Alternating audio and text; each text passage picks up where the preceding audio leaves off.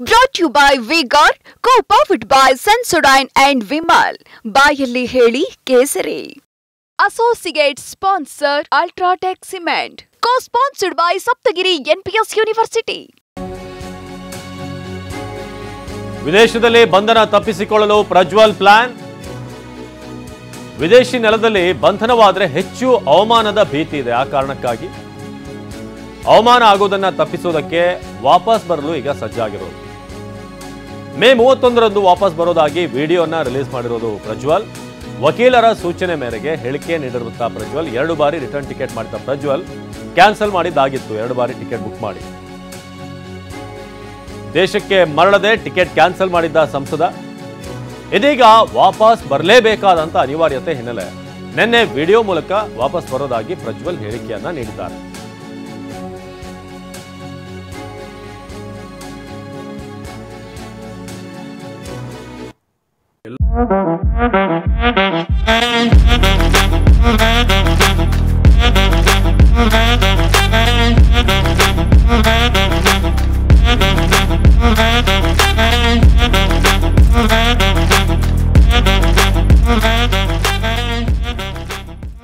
ಎಲ್ಲರಿಗೂ ನಮಸ್ಕಾರ.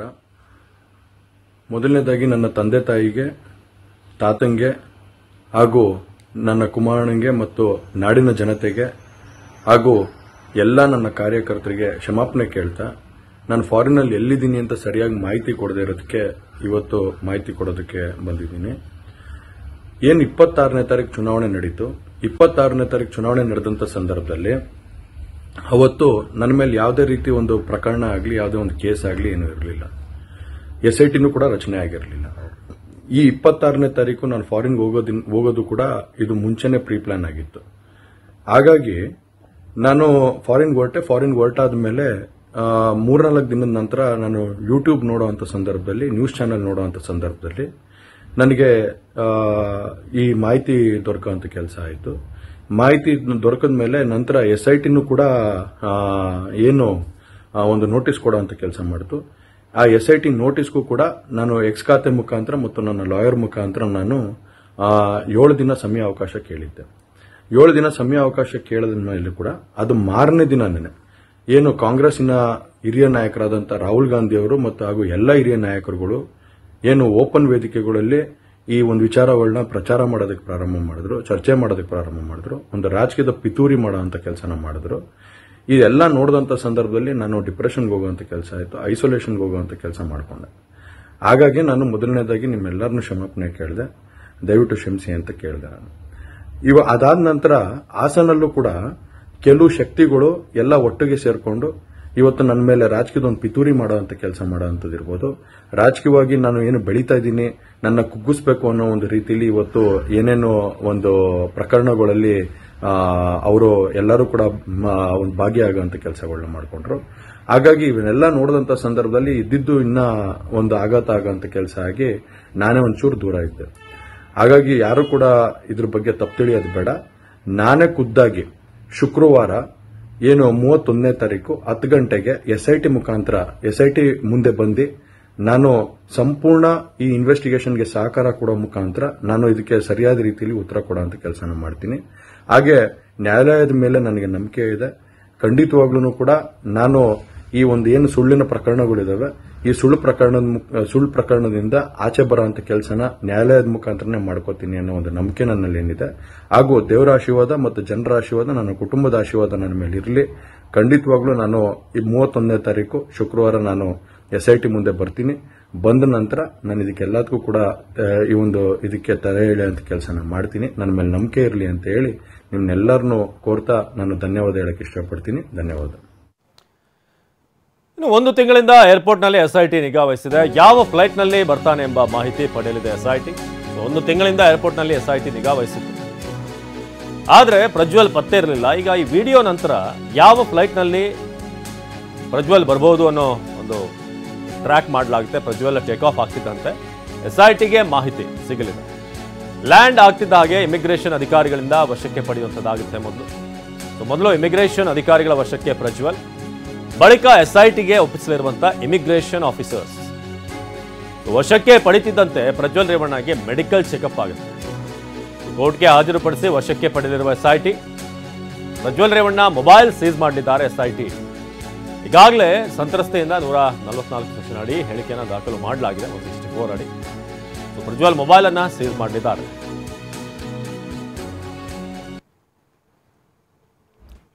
Prajwal video SIT alert ಆಗಿದೆ. ಪ್ರಜ್ವಲ್ ವಿಡಿಯೋ ಲೊಕೇಶನ್ ಟ್ರ್ಯಾಕ್ಗೆ ಮುಂದಾದಂತಹ SIT ಎಲ್ಲಿಂದ ಈ ವಿಡಿಯೋ ಅಪ್ಲೋಡ್ ಆಗಿದೆ ಅನ್ನೋ ವಿಚಾರಕ್ಕೆ ಸಂಬಂಧಪಟ್ಟ ಹಾಗೆ ಯಾವ ಫ್ಲೈಟ್ನಲ್ಲಿ ಬರ್ತಾನೆ ಅನ್ನೋದು ಕೂಡ ವಿಡಿಯೋ ಬಿಟ್ಟಿದ್ದು ಎಲ್ಲಿಂದ ಯಾವ ದೇಶದಿಂದ ಅಂತ ತನಿಖೆ.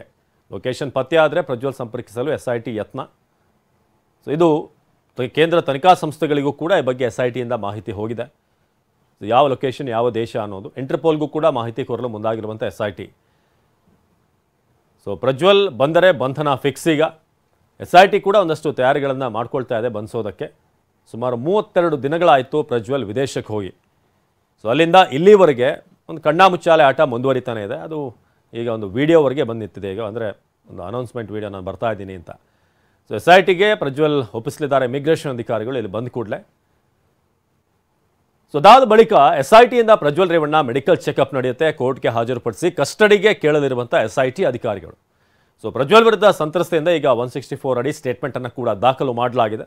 ಇನ್ನು ಪ್ರಜ್ವಲ್ ಸ್ಟೇಟ್ಮೆಂಟನ್ನು ಈಗ ದಾಖಲು ಮಾಡಬೇಕು. ಸಂತ್ರಸ್ತೆ ಹೇಳಿಕೆಯಿಂದ ಪ್ರಜ್ವಲ್ನನ್ನು ಕರೆದೊಯ್ದು ಅಲ್ಲಿ ಸ್ಥಳ ಮಹಜರು ಕೂಡ ನಡೆಯುತ್ತೆ. ಸಂತ್ರಸ್ತೆ ಹೇಳಿಕೆ ಪ್ರಕಾರ ಎಲ್ಲೆಲ್ಲಿ ದೌರ್ಜನ್ಯ ಆಗಿದೆ ಅಂತ. ಒಂದು ಕಡೆ ಯಾವ ವಿಮಾನದಲ್ಲಿ ಬರೋದು ಅನ್ನೋದ್ರ ಬಗ್ಗೆ ಕೂಡ ಈಗ SIT ಮಾಹಿತಿಯನ್ನು ಸಂಗ್ರಹಿಸಲಾಗಿದೆ. ಏರ್ಪೋರ್ಟ್ ಇಮಿಗ್ರೇಷನ್ ಅಧಿಕಾರಿಗಳಿಗೆ ಈ ಬಗ್ಗೆ ಮಾಹಿತಿ ರವಾನೆ ಆಗುತ್ತೆ. ಪ್ರಜ್ವಲ್ ಬರ್ತಿದ್ದ ಹಾಗೇನೆ ಏರ್ಪೋರ್ಟ್ನಲ್ಲಿ ಇಮಿಗ್ರೇಷನ್ ಅಧಿಕಾರಿಗಳು ಮೊದಲು ವಶಕ್ಕೆ ಪಡಿತಾರೆ. ಬಳಿಕ SITಗೆ ಪ್ರಜ್ವಲ್ನನ್ನು ಇಮಿಗ್ರೇಷನ್ ಅಧಿಕಾರಿಗಳು ಒಪ್ಪಿಸಲಿದ್ದಾರೆ. ಅದಾದ ಬಳಿಕ SITಯಿಂದ ಪ್ರಜ್ವಲ್ ರೇವಣ್ಣ ಮೆಡಿಕಲ್ ಚೆಕಪ್, ಕೋರ್ಟ್ಗೆ ಹಾಜರುಪಡಿಸಿ ಕಸ್ಟಡಿಗೆ ಕೇಳಲಿರುವಂಥ SIT ಅಧಿಕಾರಿಗಳು. ಪ್ರಜ್ವಲ್ ವಿರುದ್ಧ ಈಗಾಗಲೇ ಒಂದಷ್ಟು ಆರೋಪಗಳನ್ನು ಸಂತ್ರಸ್ತ ಮಹಿಳೆ ಮಾಡಿರೋದು. ಹಾಗಾಗಿ ಒಂದು ಈ ಆರಂಭದಲ್ಲಿ ಒಂದು ಕೆಲಸದ ವಿಚಾರವಾಗಿ, ಒಂದು ಹಾಸ್ಟೆಲ್ ವಿಚಾರವಾಗಿ, ಹುಡುಗಿಗೆ ಒಂದು ಹಾಸ್ಟೆಲ್ ವ್ಯವಸ್ಥೆ ಆಗಬೇಕು ಅಂತ ಬಂದಂಥ ಸಂದರ್ಭ ಕಚೇರಿಯಲ್ಲಿ ದೌರ್ಜನ್ಯ ಆಯಿತು ಅನ್ನೋ ಒಂದು ಕೇಸ್ ಇದೆ. ಇನ್ನೊಂದು ಕಡೆ ಈ ಮಹಿಳೆ ಕೆಲಸ ಮಾಡ್ತಿದ್ದಂಥ ಮಹಿಳೆ ಮನೆಯಲ್ಲಿ ಆಕೆ ಮೇಲೆ ಆಗಿರುವಂಥ ದೌರ್ಜನ್ಯ. ಇದೆಲ್ಲವೂ ಕೂಡ ಈಗ ಪ್ರಜ್ವಲ್ನ ಸಂಕಷ್ಟಕ್ಕೆ ಸಿಲುಕಿಸಿದೆ. ನಮ್ಮ ಹಾಸನದ ಪ್ರತಿನಿಧಿ ಮಂಜುನಾಥ್ ಈ ಬಗ್ಗೆ ಹೆಚ್ಚಿನ ಮಾಹಿತಿಯನ್ನು ನೀಡ್ತಾರೆ ನೇರ ಸಂಪರ್ಕದಲ್ಲಿ. ಮಂಜುನಾಥ್, ಇದೀಗ ಫೈನಲಿ ಒಂದು ವಿಡಿಯೋ ಬಂದಿದೆ ಪ್ರಜ್ವಲ್ ಕಡೆಯಿಂದ. ಬಂದ ಕೂಡಲೇ ಪ್ರೋಸೆಸ್ಗಳು ಜೊತೆಗೆ ಈ ಕೇಸ್ಗಳು ಒಂದಲ್ಲ ಎರಡಲ್ಲ, ಒಂದಾದ್ಮೇಲೆ ಒಂದು ಪ್ರಜ್ವಲ್ ಹಿಂದೆ ಇದೆ. ಇದಕ್ಕೆ ಸಂಬಂಧಪಟ್ಟ ಹಾಗೆ ಈ ಹಂತಕ್ಕೆ ಏನು ಅಪ್ಡೇಟ್ ಇದೆ ಮಂಜುನಾಥ್? ಅವಿನಾಶ್, ಏನು ಒಂದು ತಿಂಗಳ ಹಿಂದೆ ಅಂದರೆ ಏಪ್ರಿಲ್ ತಿಂಗಳಲ್ಲಿ ಏನು ಅಶ್ಲೀಲ ವಿಡಿಯೋಗಳು ಬಿಡುಗಡೆ ಆಯಿತು. ಬಿಡುಗಡೆ ಆದ ಬಳಿಕ ಚುನಾವಣೆಯ ನಂತರ ಏಪ್ರಿಲ್ 26 ನಂತರ ಹಾಸನ ಸಂಸದ ಪ್ರಜ್ವಲ್ ರೇವಣ್ಣ ಅವರು ದೇಶದಿಂದ ನಾಪತ್ತೆ ಆಗ್ತಾರೆ, ವಿದೇಶಕ್ಕೆ ಹೋಗ್ತಾರೆ. ಅದರಲ್ಲೂ ಕೂಡ ಜರ್ಮನಿಗೆ ಹೋಗಿದ್ದಾರೆ ಅಂತಕ್ಕಂಥ ಮಾಹಿತಿ ಇದೆ. ಆವಾಗಿಂದ ಇವತ್ತಿನವರೆಗೂ ಕೂಡ ಪ್ರಜ್ವಲ್ ರೇವಣ್ಣ ಎಲ್ಲಿಯೂ ಕೂಡ ಕಾಣಿಸ್ಕೊಂಡಿರಲಿಲ್ಲ.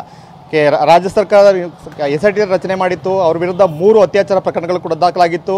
CM ಅವರು ಪ್ರಧಾನಿಯವರಿಗೆ ಪತ್ರ ಬರೆದಿದ್ರು, ಅಂದರೆ ಅವರ ಡಿಪ್ಲೊಮ್ಯಾಟಿಕ್ ಪಾಸ್ಪೋರ್ಟನ್ನು ರದ್ದುಗೊಳಿಸಬೇಕು ಅಂತೇಳಿ ಏನೆಲ್ಲ ಕ್ರಮಗಳಾದರೂ ಕೂಡ ಪ್ರಜ್ವಲ್ ರೇವಣ್ಣ ಮಾತ್ರ ಪತ್ತೆ ಇರಲಿಲ್ಲ. ಆದರೆ ಇವಾಗ ಪ್ರಜ್ವಲ್ ರೇವಣ್ಣ ವಿದೇಶದಿಂದ ಸ್ವದೇಶಕ್ಕೆ ಮರಳಬೇಕಾಗಿರ್ತಕ್ಕಂಥ ಅನಿವಾರ್ಯ ಪರಿಸ್ಥಿತಿಗೆ ಸಿಲುಕೊಂಡಿದ್ದಾರೆ. ಅವಿನಾಶ್, ಯಾಕೆಂತ ಹೇಳಿದ್ರೆ ಒಂದು ಕಡೆ ರಾಜ್ಯ ಸರ್ಕಾರ SIT ತನಿಖೆಯನ್ನು ಚುರುಕುಗೊಳಿಸಿರ್ತಕ್ಕಂಥ ಒಂದು ಕಡೆ, ಆದರೆ ಮತ್ತೊಂದು ಕಡೆ CM ಅವರು 2ನೇ ಬಾರಿಗೆ ಪ್ರಧಾನಿಯವರಿಗೆ ಪತ್ರ ಬರೀತಾರೆ, ಅಂದರೆ ಅವರು ಡಿಪ್ಲೊಮ್ಯಾಟಿಕ್ ಪಾಸ್ಪೋರ್ಟನ್ನು ರದ್ದುಗೊಳಿಸಬೇಕು ಅಂತೇಳಿ. ಹಾಗಾಗಿ ಅನಿವಾರ್ಯವಾಗಿ ವಿದೇಶಾಂಗ ಇಲಾಖೆ ಸಚಿವಾಲಯ ಪ್ರಜ್ವಲ್ ಅವರಿಗೆ ಶೋಕಾಸ್ ನೋಟಿಸನ್ನು ಕೂಡ ಜಾರಿ ಮಾಡಿತ್ತು. ಅಂದರೆ ನಿಮ್ಮ ಡಿಪ್ಲೊಮ್ಯಾಟಿಕ್ ಪಾಸ್ಪೋರ್ಟನ್ನು ಯಾಕೆ ರದ್ದು ಮಾಡಬಾರ್ದು, ನಿಮ್ಮ ಮೇಲೆ ಇಂಥ ಪ್ರಕರಣಗಳು ದಾಖಲಾಗಿದೆ ಅಂತೇಳಿ. ಹಾಗಾಗಿನೇ ಆ ನೋಟಿಸ್ಗೆ ಉತ್ತರ ಕೊಡಬೇಕು ಅಥವಾ ದೇಶಕ್ಕೆ ಮರಳಬೇಕು. ಅಕಸ್ಮಾತ್ ಡಿಪ್ಲೊಮ್ಯಾಟಿಕ್ ಪಾಸ್ಪೋರ್ಟ್ ರದ್ದಾದರೆ ಅವರು ವಿದೇಶದಲ್ಲಿರಲಿಕ್ಕೆ ಸಾಧ್ಯ ಆಗೋದೇ ಇಲ್ಲ. ಹಾಗಾಗಿನೇ ಅದು ಅವರು ಏನು ಪ್ರಜ್ವಲ್ ರೇವಣ್ಣ ಅವರು ವಾಪಸ್ ಬರ್ತಕ್ಕಂಥ ಹೇಳಿಕೆಯನ್ನು ಕೊಟ್ಟಿದ್ದಾರೆ. ನಿನ್ನೆ ಏನು ಸಂಜೆ ವೇಳೆಗೆ ಒಂದು ವಿಡಿಯೋ ಹೇಳಿಕೆಯನ್ನು ಬಿಡುಗಡೆ ಮಾಡ್ತಾರೆ. 2 ನಿಮಿಷ 57 ಸೆಕೆಂಡ್ನ ಈ ಒಂದು ವಿಡಿಯೋ ಹೇಳಿಕೆಯಲ್ಲಿ ತಮ್ಮ ವಿರುದ್ಧ ಕೇಳಿಬಂದಿರತಕ್ಕಂಥ ಎಲ್ಲ ಆರೋಪಗಳು ಕೂಡ ಸುಳ್ಳು, ರಾಜಕೀಯ ಷಡ್ಯಂತ್ರದಿಂದ ಇಂಥ ಒಂದು ಆರೋಪಗಳನ್ನು ಮಾಡಲಾಗಿದೆ, ನಾನು ವಿದೇಶಕ್ಕೆ ಬಂದಿರತಕ್ಕಂಥ ಪೂರ್ವ ನಿಗದಿತವಾಗಿತ್ತು, ನಾನು ಅಂದರೆ